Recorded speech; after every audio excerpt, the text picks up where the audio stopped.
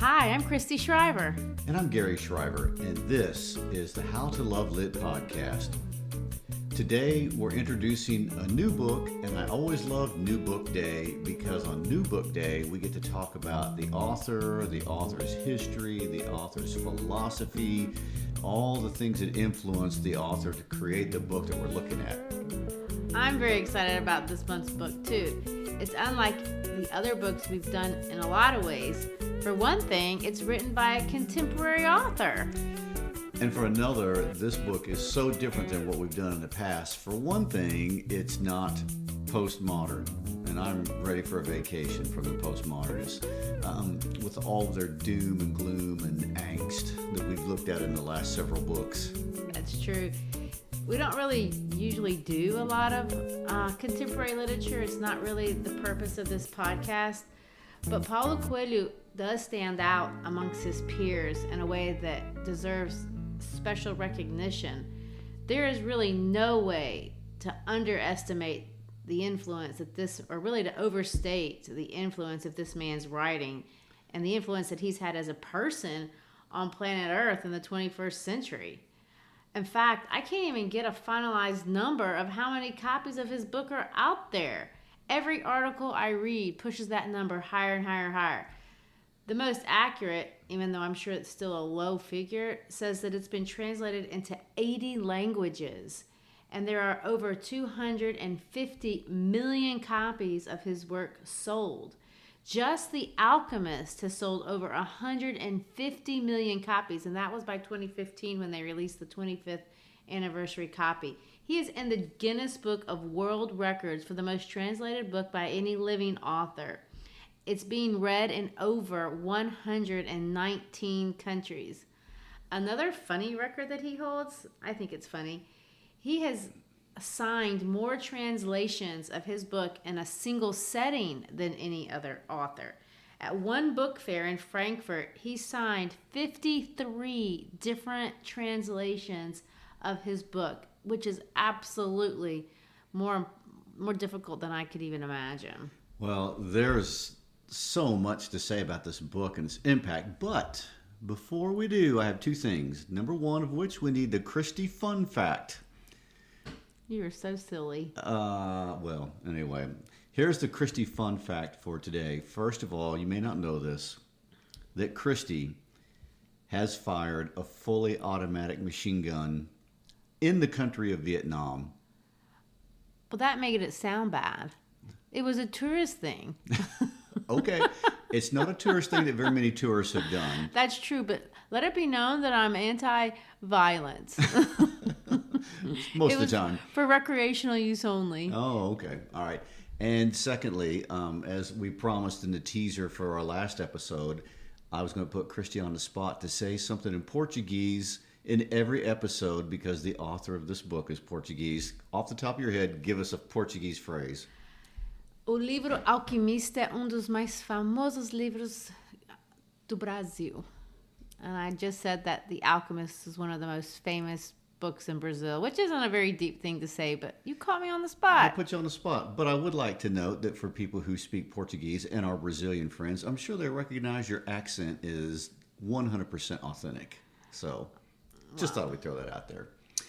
Anyway, getting back to the book, we're talking about what an impact he's had. And what I find interesting, it is not just a Western phenomenon, but it reaches people cross-culturally in ways that's completely unheard of. No author's had this kind of access.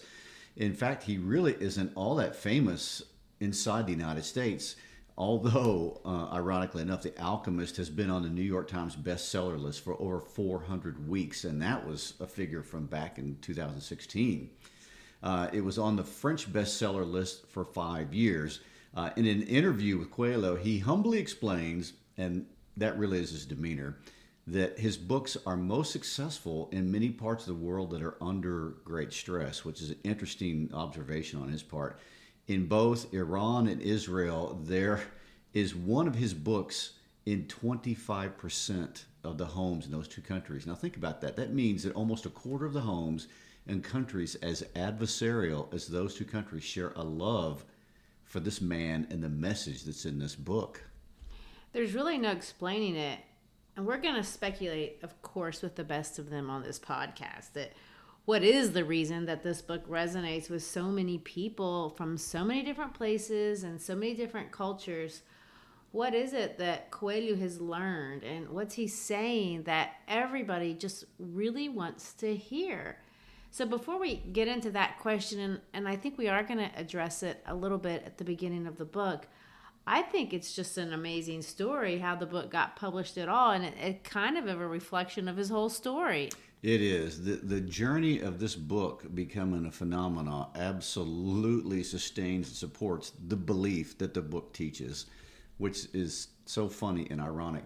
So he himself had been asked that question over and over again over the years since it was first published in 1987. And its success is not something Coelho claims to be able to even understand himself.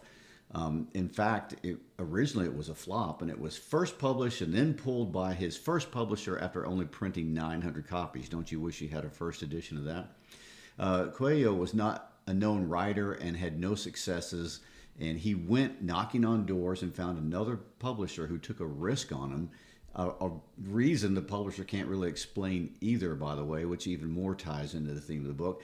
It was a small risk, and because of that, Coelho, fortunately for him, got to keep the rights to the book. So the first 3 years, it sold 500,000 copies in Brazil, which is respectable, but nowhere near what it was going to achieve worldwide. The big breakthrough came when HarperCollins decided to translate and print the book in English in 1993, and then after that, the rest is history. One of the really things that I admire in Paulo Coelho is that he is interested in making the book accessible. So the story getting out is more important than him financially benefiting from the story getting out. And of course, English is kind of a universal language across the globe. And just having the book published in English, of course, boosts sales worldwide, not just in America. But Coelho really did two things that pushed this book kind of into hyperspace, if you want to use a Star Wars analogy. First of all, every time a book would come out in a different place, he would go there and he'd do these book tours, and he would spend years really traveling the world and visiting little places, smaller countries, places that really didn't get a lot of press. You know, we think of books wanting to be published in New York and London and Paris, and he did those, but he also went to Serbia and Croatia and smaller places, Thailand, and all these places that he considers to be forgotten. And he says, well, Brazil's kind of a forgotten place, which is not really an accurate representation of Brazil, but that's how he saw it. So he wanted to reach out to these third world places and make himself accessible.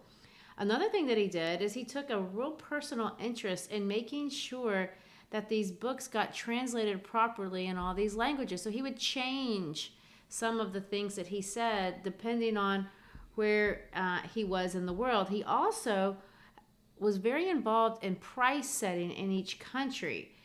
This is a big problem, obviously, in the third world because books tend to be very unaffordable. And even in Brazil, they're a hobby for the rich. A lot of poor people absolutely can't really afford to buy books. But what I find is really hilarious, by the year 2000, of course, he'd made a fortune off of his books, and he decided that he wanted to make his book free. So he sets up a website that he calls Pirate Coelho, like encouraging people. It's called Pirate Coelho. And if you go to Pirate Coelho, and anybody can do this, you can do this today, you can download his work for free of charge himself. He doesn't charge for it. However, and this is just so amazing to think about, ever since he started doing that, sales have increased instead of decreased. I heard him talking about this, and he gave the example of Russia. He said in 1999 he sold 1,000 copies of his book in Russia, and then he made it available for free.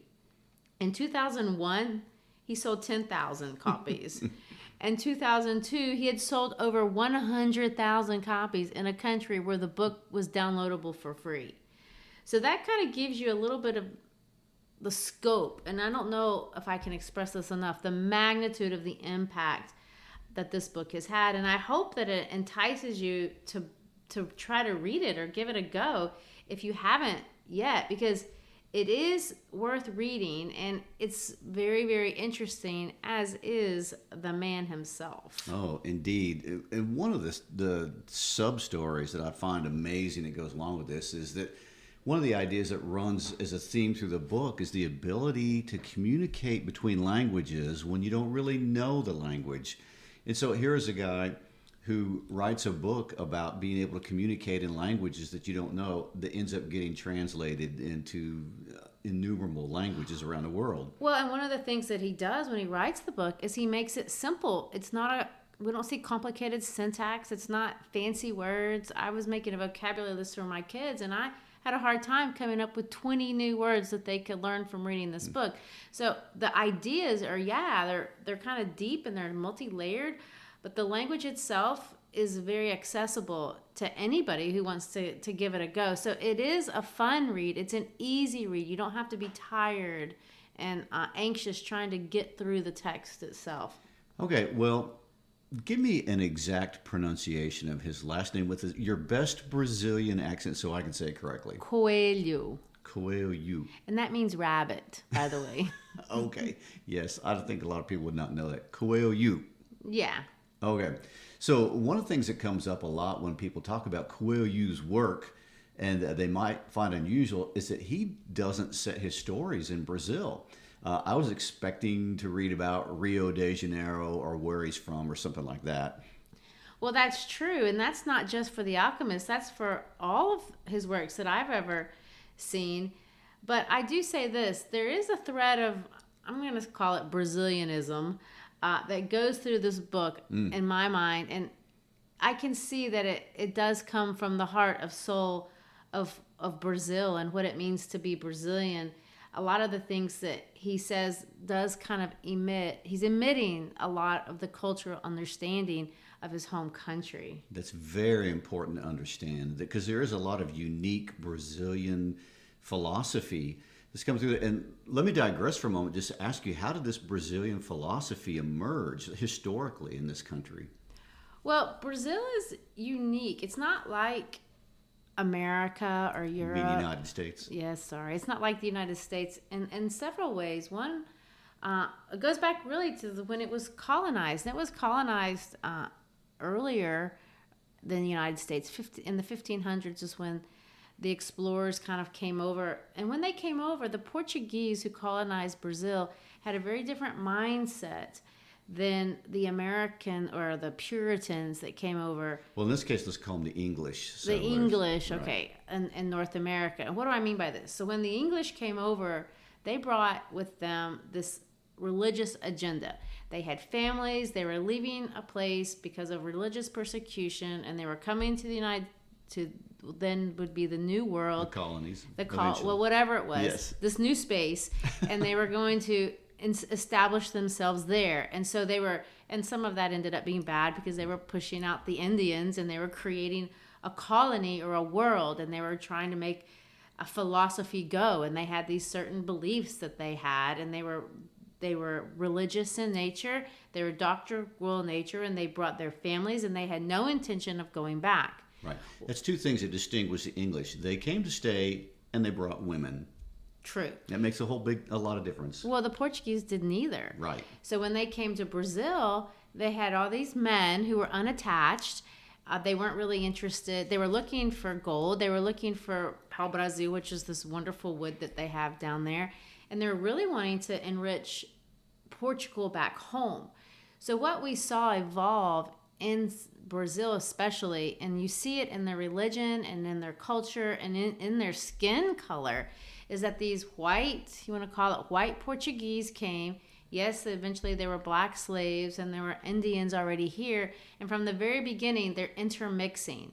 So you have, if you go to Brazil today, you'll see all these shades of people. You can't tell there's no such thing as a white or a black Brazilian in the way we identify people up here. Everyone is a mix. And you see that not just in their skin color, but you see that in their religion. The Portuguese came over with Catholicism, but when they got here, Indians were practicing a different religion. Animism.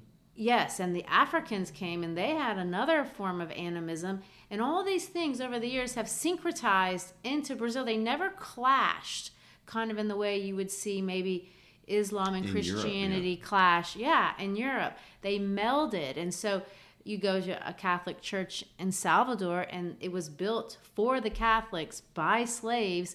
And in the iconography or in the art of the church, you see that the African slaves put in symbols from their religion on top of the Catholic religion. And so you see a lot of this syncretism finding its way in Brazilian culture. And to this day, there are lots of Brazilian Catholics who will also practice forms of Spiritism, and Paulo Coelho is among that group.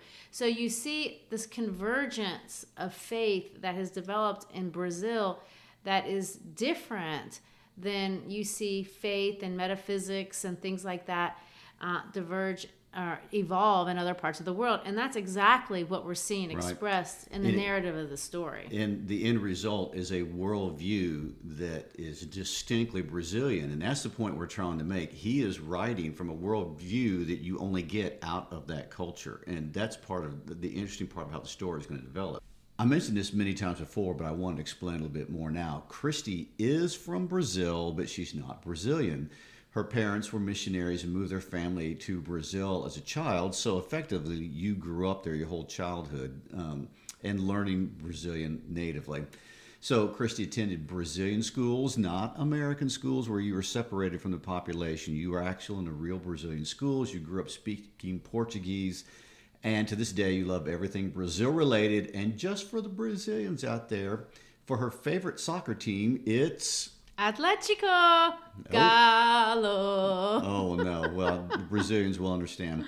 Anyway, so every Saturday morning when we're home, and that's most weekends during the school year, we get up in our room, in our parlor room, for what we call it, our reading room or whatever, in our chairs, and we eat pão de queijo. Did I say that correctly? You did okay. Okay, you tell us how to say it. You did it right. Pão de queijo. Okay, queijo. A Brazilian cheese bread that we keep stocked in our freezer. So, Christy, from your perspective, how do you see this book as uniquely Brazilian? Well, I told you, I think religiously it's distinctly Brazilian. But you also see an optimism that really comes from, this is totally my opinion, but from the history of the Brazilian people. You know, the Brazilians, they will always find the bright side of everything. And their history, as many countries in South America, is full of a lot of historical turmoil. And this idea of always finding the right angle, they call it you're going to dar um jeito, you're going to make it work, is really at the essence of how they pursue their life. And Paulo Coelho lived through a very, very transitional period in Brazil. And even through his own life, there were so many ups and downs politically that he was personally a part of. These, I feel like, have come out as he tells his story, this idea of pursuing and never giving up and never allowing yourself to surrender to this culture of victimization that's really popular right now, is at the core of his ethos as a human and at the core of his story.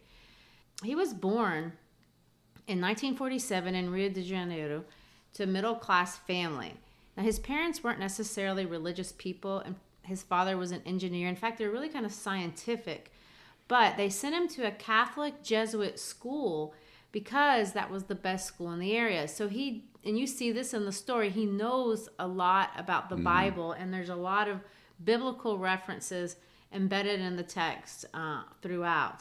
His mother really wanted him to be an engineer, which of course is totally understandable even to this day. But in Brazil, it was really important, especially back in those days, to have a very marketable degree. Brazil economically has been, it's been a wreck, and especially during those years. And it wasn't a democracy. And in fact, it was a military dictatorship, and it remained a military dictatorship all the way through his life until 1985.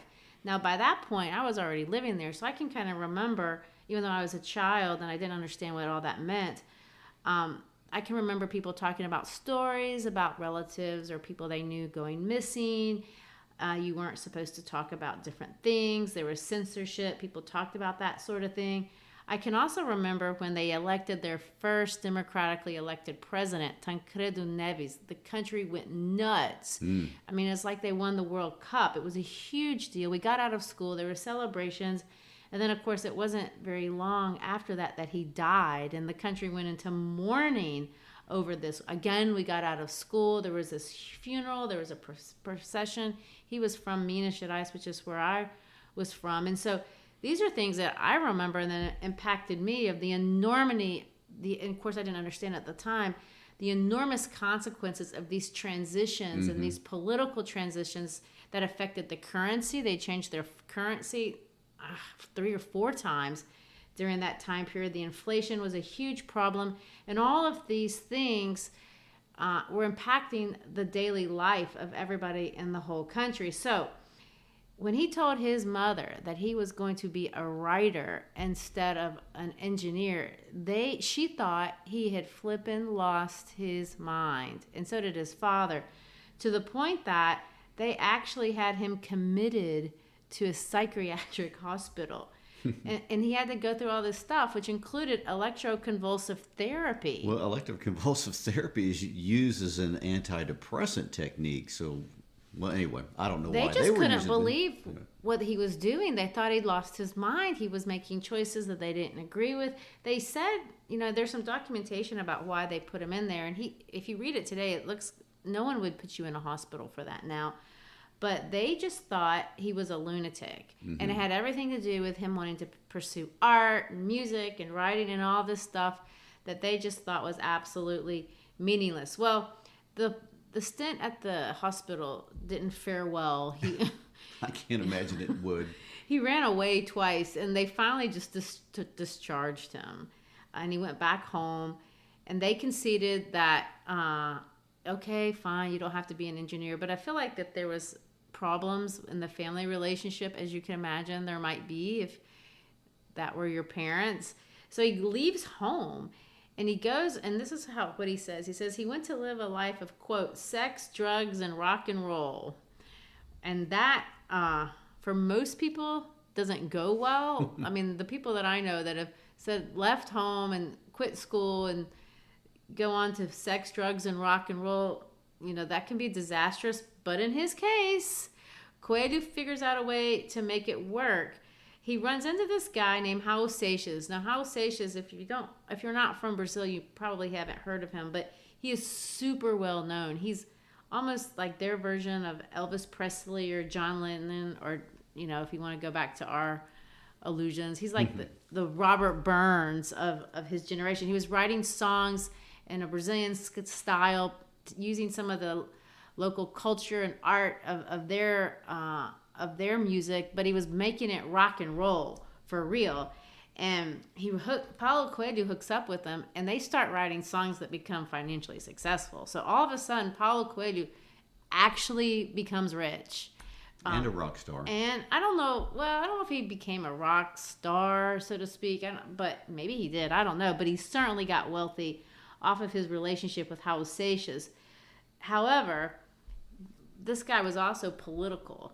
And they started wanting to start this anarchy colony, and they started making these satirical cartoons about the government, and things like that don't go over well in military dictatorships. And so he got himself arrested by the secret police, and then he had to go have more torture. I mean, not like the psychiatric torture. He had some really bad things to happen to him. So all that to say, after that, when he finally gets out of whatever that was that happened to him while he was tortured, he chills out and he gets married a couple times.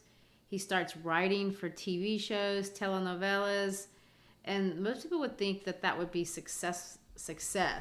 And it was financially successful, but he was kind of in a rut, just living an everyday life until 1982.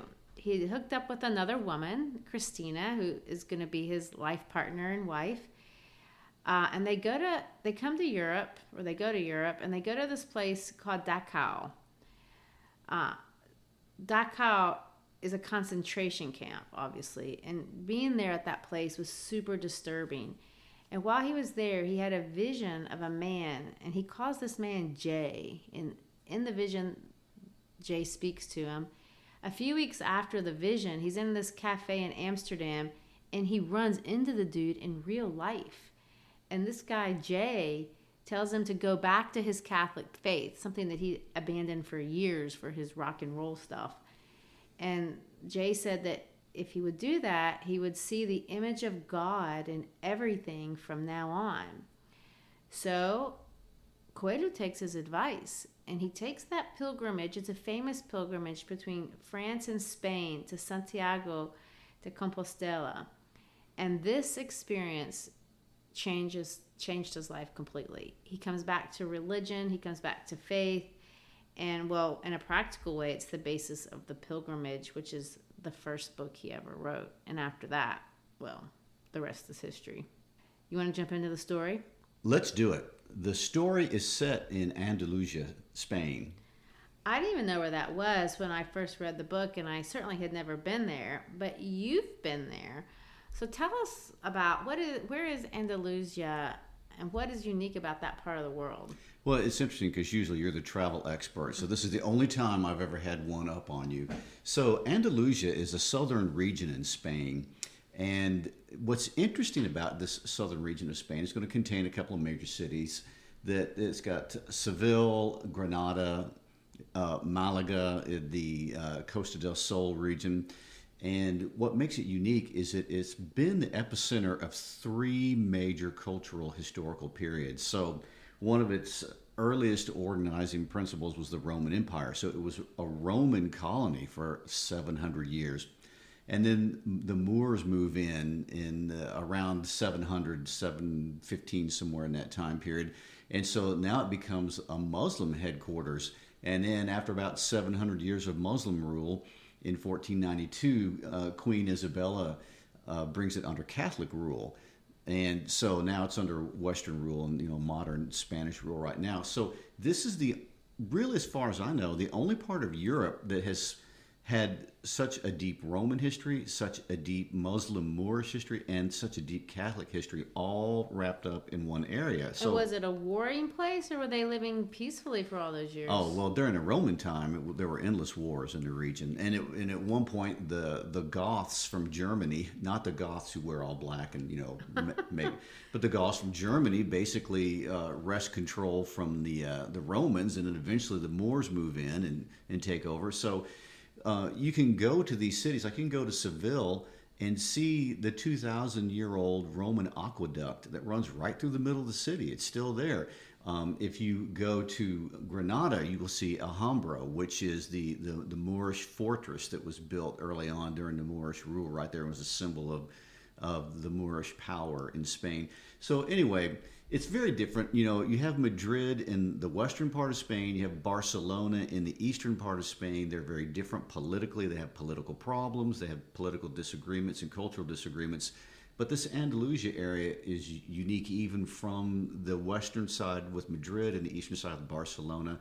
They have a history unlike any other spot in Europe. So it's interesting he picks this spot for the story. Well, and I didn't realize until you told me how close it was to North Africa. It's just right. A couple of hours. Well, and then you have Gibraltar, which basically you stand in that, you can look at Gibraltar and look and see Africa across the strait. But yeah, it's the Andalusia area is just across the Mediterranean from the coast of Africa, north coast. Well, this convergence of faith in one place is going to be an idea that we're going to see throughout the book, and it's an important idea in the story. So it matters that I feel like that's the place that this story starts, and it's also going to be the place that this story ends. All right, so let's jump into the beginning of the story and talk about it a little bit. And we're not getting too many details of the story. We'll flesh that out as we go along, but we do want to introduce you to some things that are going on. So the book starts off with a prologue about Narcissus, and it's not the traditional take on the story of Narcissus. What's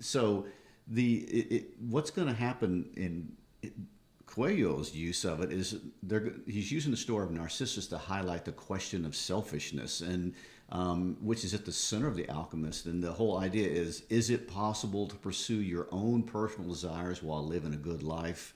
And the theme is, in the case of Santiago, the answer is yes, you can do that, which is contrasted with the traditional myth of Narcissus. Sure, because then which the is usually negative. is the story of the guy who stares at himself in the lake, and he's in love with himself so much that he doesn't eat food and dies there. Well, I would like to point out him falling in love with himself and staring at his image in the lake was actually a curse, and it had all the appropriate results of a curse. Well, true, but the idea that Coelho is bringing out is, we think of, admiring yourself and loving yourself is very negative, narcissistic. No one wants to be a narcissist, but there is importance in doing that and valuing yourself. You should take care of yourself like you matter in the world, and that's a starting point. It is, and we are definitely not going to go down the road of pathological narcissism. That's just a whole different treatment for. If we want to go back to postmodernism, we'll go back and discuss that. But no, the whole idea of this of the prologue right here is we're throwing out the idea: is it selfish to pursue your dreams? And what Coelho is going to say in the rest of the book is it is absolutely not. It's actually a good thing, and you're in agreement with the universe if you pursue your dreams, is this theme. And it brings goodness to other people. So we see this. I want to start off just by going through a couple of pages of the story. And the first sentence of the whole story says this: the boy's name was Santiago, and it's a short sentence, which means when authors write short sentences, they want you to stop where the period is, and you're supposed to breathe. So why stop there? Well, you stop at the name. Santiago is Spanish for St. James. Now, you have to know who St. James was in the Bible to make sense of that. But St. James was the first disciple, or one of the first disciples that Jesus ever called. And when Jesus calls James, he doesn't tell him, I'm going to be doing all this, that, and the other. He just says, follow me.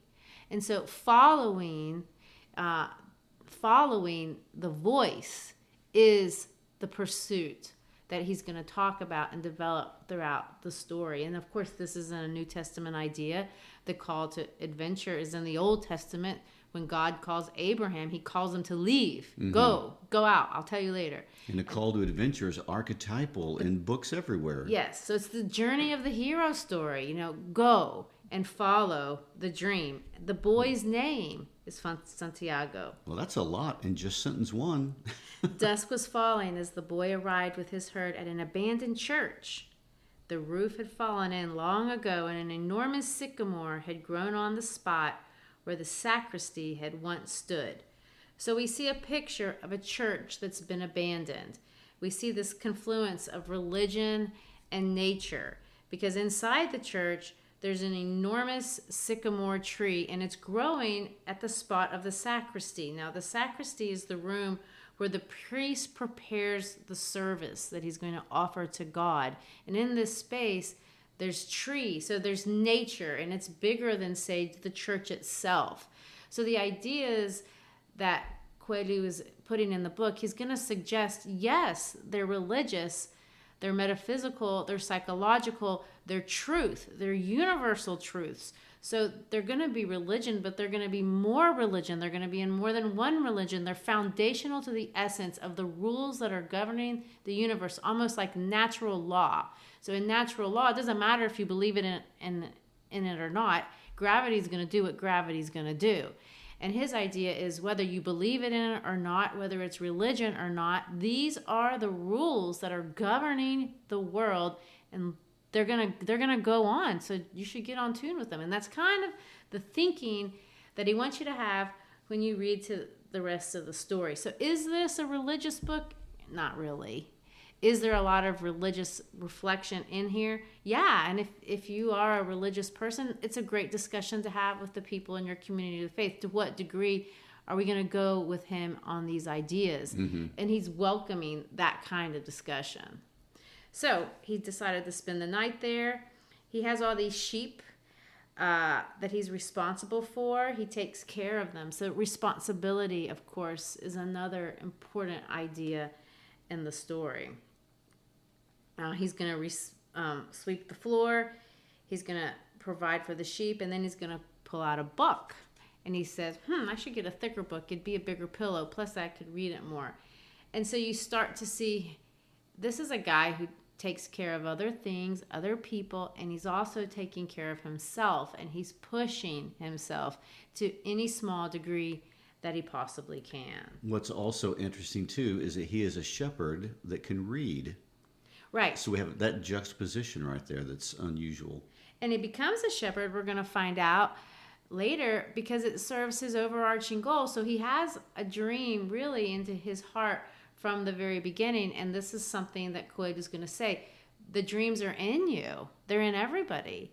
And it's up to you to listen to those dreams, to think about those dreams, and then act on these dreams. And he gives that whole dream idea a name. Your personal legend. So that is a term you want to remember when you read The Alchemist, is the concept of the personal legend. And this is, of course, is reflected in his own life. You know, his parents wanted him to do one thing, it would have been sensible to another thing, but there was something in his heart and his soul, and he felt like he was compelled to pursue it. And these are one of the dogmas that he's going to say is ruling the universe. You didn't put that in you. It's in you. Somebody else put that in you, God, the universe, whatever. And your response to that is your responsibility. So we see him taking the responsibility of that. He takes care of these sheep. He has a love interest. Uh-oh. Yes. And he wants to go find this girl. So he's going to take his sheep. He starts the story, and he's going to take this sheep to this little town. He'd been there before a year ago where he met her to get his sheep sheared. And, of course, sheep are going to be the first symbol. I don't know if there is such a thing as a first symbol. This is an allegory. Every single thing in the whole book is a symbol. Right. It's another. Yeah. So the sheep are going to represent like people that are herded around. And he's going to go on and discuss the sheep. Sheep don't make decisions.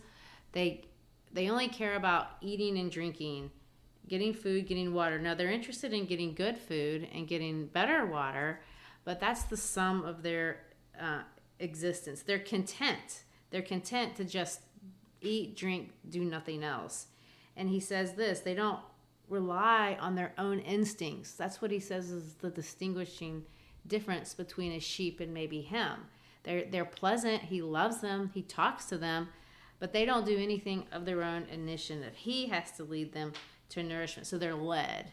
And that's the problem with being a sheep. Well, I think we'll stop there, and we'll pick up with the story and introduce the characters. But right now we want to bring in these themes that this is an allegory for life's journey, for life's growth.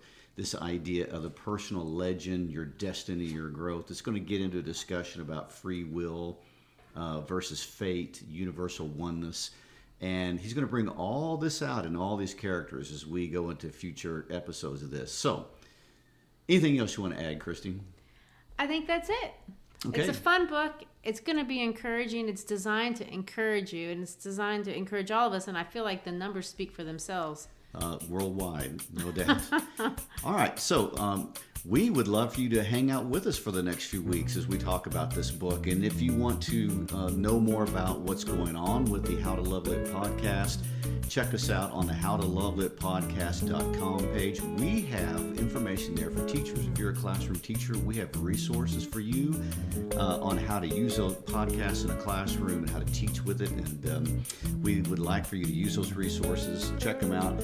Follow us on our Instagram page. Follow us on our Facebook page. We'd love to have you along as we go across Africa and Spain and everywhere else with Santiago. Peace out.